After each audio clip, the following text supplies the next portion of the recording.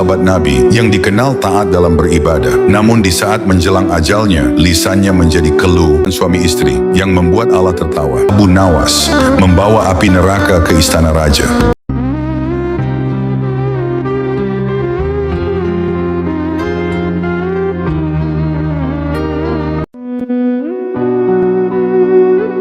Inilah pasangan suami istri yang membuat Allah tertawa. Ketika itu, Rasulullah menerima tamu dan bertanya kepada para sahabat, "Siapa yang akan menjamu tamu ini?" Seorang sahabat Ansyar menyanggupi dan membawa tamu tersebut ke rumahnya. Ia pun meminta istrinya untuk memuliakan tamu Rasulullah. Namun istrinya menjawab bahwa makanan yang ada hanya cukup untuk anak-anak mereka. Tanpa ragu, suaminya berkata, "Suguhkanlah makanan itu, lalu matikanlah lampu dan tidurkan anak-anak kita." Kemudian ia berpura-pura membetulkan lampu lalu mematikannya dan berpura-pura makan. Karena makanan itu sudah disuguhkan semuanya kepada tamu, suami istri ini pun tidur dalam keadaan lapar. Keesokan paginya, mereka menemui Rasulullah. Rasulullah tersenyum dan berkata, "Malam ini Allah tertawa dan terkagum karena perbuatan kalian berdua." Kemudian Allah berfirman dalam Al-Quran surat Al-Hasyr ayat 9. Kisah Abu Nawas membawa api neraka ke istana raja. Suatu hari Raja Harun ar-Rasyid memanggil Abu Nawas dan memerintahkan untuk membawa api neraka sebagai ujian kecerdasannya. "Wahai Abu Nawas, kau aku panggil ke sini untuk membawakanku api dari neraka. Apakah kau sanggup?" Abu Nawas bingung, tapi ia tidak menolak. "Baiklah Tuan, hamba sanggup. Besok hamba akan membawakannya untuk Tuan." Di keesokan harinya, Abu Nawas datang ke istana membawa sekantong abu. Raja bertanya, "Wahai Abu Nawas, mana api neraka yang kau bawakan untukku?" "Ampun Tuan, hamba hanya menemukan sisa abunya, karena di neraka semua api telah digunakan." Mendengar jawaban cerdas itu, Raja Harun ar-Rasyid tertawa terbahak-bahak dan mengakui kecerdikan Abu Nawas. Akhirnya, Raja pun memaafkan Abu Nawas dan memberinya hadiah.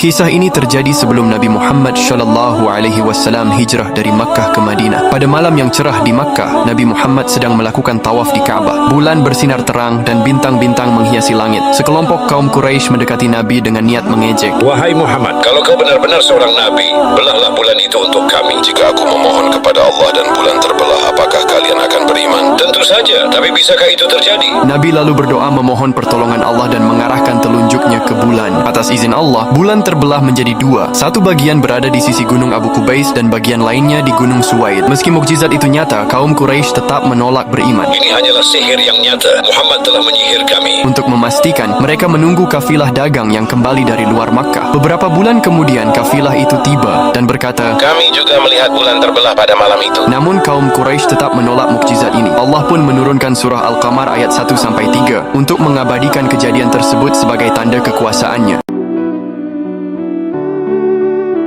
Alqamah salah satu sahabat Nabi yang dikenal taat dalam beribadah. Namun di saat menjelang ajalnya, lisannya menjadi keluh dan tak mampu mengucapkan kalimat syahadat. Istrinya yang panik lantas mengirim utusan kepada Rasulullah. Beliau pun mengutus beberapa sahabat untuk mentalkinkannya. Meski berkali-kali dibimbing, lidahnya tetap saja keluh. Rasulullah pun bertanya, "Apakah kedua orang tuanya masih hidup?" "Ibunya masih hidup ya Rasul." Beliau pun meminta untuk dihadirkan. Saat ibu Alqamah datang, Rasulullah bertanya, "Wahai ibu, bagaimana sosok Alqamah di matamu?" "Dia memang taat dalam beribadah. Hanya saja ia lebih mengutamakan istrinya daripada aku, dan aku kecewa padanya." Mendengar murka si ibu, Rasulullah meminta Bilal mengumpulkan kayu untuk membakar Alqamah. "Ya Rasul, janganlah engkau membakarnya." "Wahai ibu, azab Allah jauh lebih berat. Jika engkau ingin Allah mengampuninya, maka ridhalah padanya." Si ibu pun memaafkannya, dan seketika lidah Alqamah mampu bersyahadat. Sebesar apapun cinta pada pasangan, jangan lupakan bakti pada orang tua. Assalamualaikum warahmatullahi wabarakatuh. Permainan judi dihukumi perbuatan haram dalam Islam, termasuk judi slot online. Surat Al-Maidah ayat 90. Lalu bagaimana hukumnya? Uang hasil dari judi slot digunakan untuk menafkahi keluarga. Imam Nawawi menerangkan, jika seorang diundang makan dan ia mengetahui makanan yang dihidangkan tersebut berasal dari yang haram, maka haram baginya untuk memenuhi undangan tersebut. Terkait hukum suami atau ayah yang menafkahi keluarganya dari hasil judi, jumhur ulama juga menegaskan, seseorang, termasuk anak, istri dan seluruh anggota keluarga yang sudah dewasa, dan mengetahui yang dimakannya adalah sesuatu yang diharamkan, maka wajib ditinggalkan makanan itu, jangan dimakan. Terkecuali kondisi darurat, yaitu kalau tidak memakannya akan menimbulkan kerusakan, maka dibolehkan memakannya sekadar untuk bertahan hidup. Surat Al-Maidah ayat 3. Wassalamualaikum warahmatullahi wabarakatuh. Inilah cara tobat judi menurut Rasulullah. Like dan komen astagfirullah, semoga kita disadarkan dari segala khilaf. Islam melarang keras, bahkan mengharamkan perjudian dalam segala bentuknya. Hanya sekedar mengajak saja, hal tersebut sudah menjadi sebuah dosa besar. Lantas bagaimana dosa karena judi ini dapat diampuni? Rasulullah Shallallahu Alaihi Wasallam bersabda, siapa yang mengajak temannya berjudi, maka hendaknya dia bersedekah. Hadits riwayat Muslim. Jadi lakukanlah taubat nasuha, kemudian bersedekah. Sedekah adalah cara terbaik untuk menebus dosa-dosa kecil, termasuk ajakan berjudi. Dengan bersedekah, kita bisa membersihkan diri dan meraih kebaikan di dunia maupun akhirat. Sebarkan video ini sebagai pengingat kepada sesama. Terlihat ujung kaki Sayyidina Umar di saat pembongkaran rumah Siti Aisyah radhiyallahu anha. Pada masa Khalifah Abdul Malik bin Marwan, Gubernur Madinah Sayyidina Umar bin Abdul Aziz diperintahkan memperluas Masjid Nabawi dengan merobohkan rumah-rumah istri Rasulullah yang telah dibeli. Ketika memulai tugas itu, ia menangis. Dan saat rumah pertama, yaitu rumah Siti Aisyah radhiyallahu anha dibongkar, terlihat 3 makam yang tanahnya mulai runtuh. Ketika pondasi kamar dibongkar, terlihat ujung kaki yang menyerupai milik orang hidup. Setelah diperiksa, Urwah bin Zubair menjelaskan bahwa kaki itu milik Sayyidina Umar bin Khattab, yang makamnya berada di belakang makam Rasulullah dan Sayyidina Abu Bakar.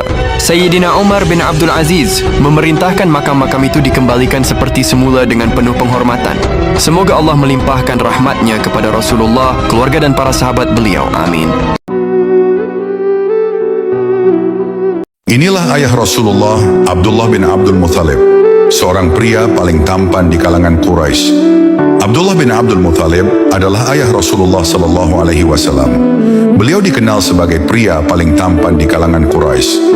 Wajahnya bercahaya sehingga banyak wanita tertarik padanya. Suatu ketika, Abdul Muthalib membawa Abdullah untuk menikah. Seorang wanita dari Bani As'ad yang terpikat oleh ketampanannya menawarkan dirinya kepada Abdullah. Namun Abdullah menolaknya karena menghormati ayahnya. Setelah menikah dengan Aminah binti Wahab, wanita tersebut melihat cahaya yang sebelumnya ada di wajah Abdullah telah hilang. Cahaya itu diyakini berpindah ke rahim Aminah sebagai tanda kelahirannya baginda Nabi Muhammad SAW. Subhanallah, kisah ini menggambarkan kehormatan dan takdir mulia Abdullah sebagai ayah Nabi terakhir.